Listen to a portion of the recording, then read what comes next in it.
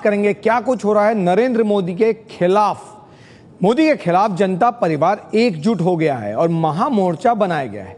आज समाजवादी पार्टी के अध्यक्ष मुलायम सिंह यादव के घर पर दिल्ली में बैठक हुई। इस बैठक में लालू प्रसाद यादव, नीतीश कुमार, देवेगौड़ा सभी मौजूद रहे। शरद यादव ये सब मौजूद थे। आईएनएलडी के नेता भी मौजूद थे। समाजवादी जनता पार्टी के नेता भी मौजूद थे और सभी ने तय किया कि नरेंद्र मोदी के खिलाफ एक साथ होना जरूरी है, क्योंकि अगर ये मोर्चा नहीं बना तो फिर मुश्किलें सामने हैं। और वो इसलिए क्योंकि जो इनकी स्थिति है सभी राज्यों में, अगर उस पर एक नजर डालें तो पता चलेगा कि जहां ये लोग 15-20 सीटें लेते थे लोकसभा में, आज की तारीख में किसी के पास 2 सीट तो किसी के पास 4 सीट। और इस स्थिति में सबने तय किया कि एक साथ आना जरूरी। यहां तक बात कही गई कि ऐसा भी हो सकता है कि कल एक ही पार्टी बना दिया जाए। ये वो पार्टियां हैं जो कल तक जनता दल में थी, यानी एक पार्टी में, उसके बाद बंट गई। ये कोई थर्ड फ्रंट जैसी बात नहीं है। ये जनता परिवार के जितने दल हैं अलग अलग, उन सब लोगों को एकजुट करने के लिए यह एक प्रयास है। ये एक बिल्कुल भिन्न किस्म का प्रयास है और इस प्रयास में कामयाबी मिलने पर एक और बड़ा दायरा बनता है अन्य दलों के साथ तालमेल का, गठबंधन का, गठजोड़ का। वो सब बाद में बात आती। और जहां तक आपने बात कही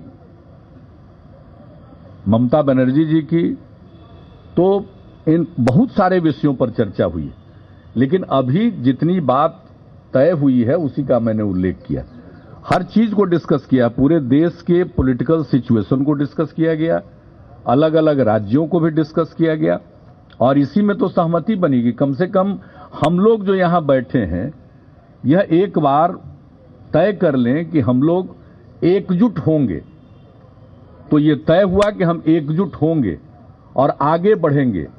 कुछ कार्यक्रम भी तय गए तात्कालिक एकजुटता के लिए भी, जिसमें और लोगों का भी सहयोग प्राप्त करने की कोशिश की जाएगी। लेकिन जो हमने कहा आपको स्पष्ट तौर पर कि आज की जो बैठक है, एकजुटता की भावना इतनी प्रबल थी कि उसके आधार पर मैंने आपको कहा कि यह एका की ओर, यूनिटी की ओर भी जा सकता है। तो इन सभी पार्टियों की मजबूरी है, अगर ऐसा नहीं किया तो फिर हाशिए पे चले जाएंगे, इसका डर भी बना हुआ है। आरजेडी अध्यक्ष लालू प्रसाद यादव का कहना है कि जल्द ही रणनीति बनाकर मोर्चा महंगाई बेरोजगारी के खिलाफ आंदोलन करेगी। अभी साथ नहीं आए लेकिन एजेंडा साफ कर दिया।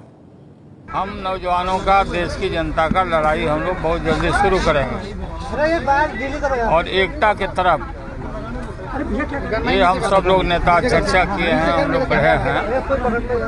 और काला धन और बेरोजगार नौजवानों को नौकरी देने का जो वादा किया और इधर दे दिया कि कोई बहाली नहीं होगी, और चारों तरफ महंगाई और ये पेट्रोल और डीजल ये झूठ बोल रहे हैं कि इन्होंने कम कर दिया। अंतर्राष्ट्रीय मार्केट में दाम गिरा तो स्वाभाविक है कि नीचे माल गिरा, ये दाम गिरा।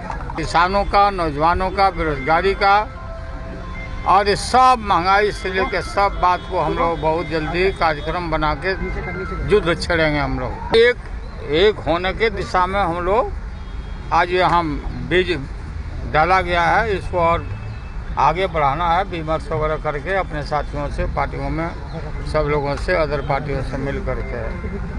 हम हमारे जो लोग यहाँ जो बैठे थे, हम लोग के कुल खानदान, एक ही कुल खानदान के लोग यहाँ बैठे थे उनके, तो हम इसको लड़ाई लड़ेंगे। और कांग्रेस पार्टी का अगर पूछिएगा कांग्रेस पार्टी, तो वो भविष्य में हम लोग देखेंगे किससे क्या करना नहीं करना। ये तो वो बात है जो लालू ने कही। नीतीश कुमार से पूछा गया था कि लेफ्ट फ्रंट का क्या होगा और उस पर उन्होंने कहा था कि बाद में बात करेंगे। सीपीएम ने नए मोर्चे का स्वागत किया है। क्या कुछ कहा है सीताराम येचुरी ने, वो सुनिए। हम हर समय कहते थे कि सोशलिस्ट धारा का भी एकजुट होना ज़रूरी है देश के लिए। अगर ये काम अगर हो रहा है तो अच्छी बात है। आप देखते वो उसके इकट्ठा होने का आधार जो है विचार धार्मिक हो, सिद्धांतिक हो, या वो सिर्फ चुनावी तालमेल की बात हो। अगर सिद्धांतिक हो तो बेहतर है और उस तरीके की लेफ्ट के साथ कोऑपरेट करना कम्युनिस्ट लेफ्ट के लिए कोई ना पहले भी ना कोई आपत्ति रही ना अभी भी होगी उनके, लेकिन सिद्धांत के ऊपर निर्भर करता है। अगर इस तरीके की बात चल रही है सोशलिस्ट अलग अलग घटकों के बीच में, तो ये हम समझते हैं कि अच्छी बात है। तो सीपीएम का कहना है कि अगर सैद्धांतिक राजी हैं, सिद्धांत के तौर पर राजी हैं, तो फिर हम आपके साथ आ सकते हैं। कांग्रेस कह रही है कि इस तरह का मोर्चा कामयाब नहीं होगा, सिर्फ कांग्रेस ही मोदी का मुकाबला कर सकती है। ये मीटिंग निरर्थक है। जिन नेताओं की बैठक हो रही है उन्हें एक सजायाफ्ता है और तमाम सीबीआई के जांच के घेरे में है।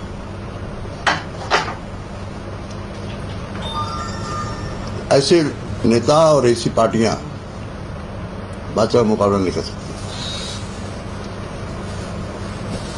जनता का मूड उन्होंने देख लिया है लोकसभा चुनाव में और जनता की मूड को देखते हुए भविष्य की रणनीति बनाना चाहिए। और जितने नेता बैठे हुए हैं वहां, ये सब कभी न कभी भाजपा के साथ रह चुके हैं। देश में सिर्फ कांग्रेस एक ऐसी पार्टी है जो प्रत्यक्ष परोक्ष रूप से कभी भाजपा के साथ नहीं है। आजादी के पहले से लेकर आजादी के बाद तक आज तक कांग्रेस और गैर भाजपा गैर कांग्रेस गठबंधन बनने जा रहा है। ये भाजपा को मदद करेगा। कांग्रेस को अलग रख के कोई भी भाजपा का विकल्प इस देश में बन ही नहीं सकता है। तो ये समझना जरूरी है कि आखिर क्यों ये पार्टियां एक साथ आ रही हैं, इनकी ताकत क्या है, उस पर एक नजर कि आखिर ताकत क्या है कि एक साथ आ रहे हैं ये लोग। जेडीयू समाजवादी पार्टी सबसे बड़ी पार्टी है, उसकी ताकत यह है कि यूपी में सरकार है, लेकिन पार्टी के पास लोकसभा में महज 5 सांसद ही हैं। पिछले लोकसभा चुनाव में उत्तर प्रदेश में पार्टी सिर्फ 5 सीटों पर जीती। जेडीयू में बड़े नेता है नीतीश कुमार, सरकार चला रहे थे कुछ दिन पहले तक, लेकिन पार्टी के पास सिर्फ 2 सांसद। तो जेडीयू जो दूसरी बड़ी पार्टी है, तीसरी पार्टी है आरजेडी, राष्ट्रीय जनता दल, लालू प्रसाद यादव की पार्टी है। आरजेडी के पास महज 5 सांसद हैं, 4 सांसद हैं, माफ कीजिएगा। और बिहार में प्रभाव घटता गया है लगातार आरजेडी का। इस वक्त विपक्ष में बैठी हुई है आरजेडी। देवगौड़ा की पार्टी जेडीएस के पास भी सिर्फ 2 ही सांसद हैं। कर्नाटक में प्रभाव पर सवाल या निशान लगा हुआ है कि आखिर कर्नाटक में जेडीएस का क्या होगा, यही सवाल बना हुआ है। तो फिर इसीलिए कहीं ना कहीं एक साथ आने की जरूरत। आईएनएलडी के 2 ही सांसद हैं। हरियाणा में विपक्षी पार्टी है, कोशिशों के बावजूद भी सत्ता हासिल नहीं कर पाई। बीजेपी ने वहां पर सत्ता हासिल किया। मोर्चा में समाजवादी जनता पार्टी जो चंद्रशेखर की पार्टी है वो भी शामिल है। कोई सांसद नहीं, कोई विधायक नहीं, लेकिन पार्टी जरूर इस मोर्चे में शामिल। समाजवादी पार्टी की यूपी में सरकार, पार्टी के 5 सांसद। जेडीयू की बिहार में सरकार, पार्टी के 2 सांसद। आरजेडी विपक्ष में बिहार में, लेकिन सांसद 4।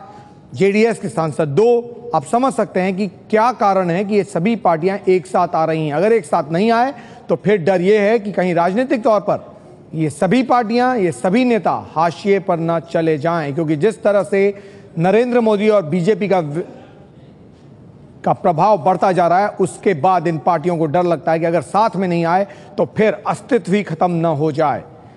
ये वो स्थिति है जो इन पार्टियों की है और ताकत से अंदाज लगा सकते हैं कि एक साथ जनता परिवार क्यों होने को तैयार है।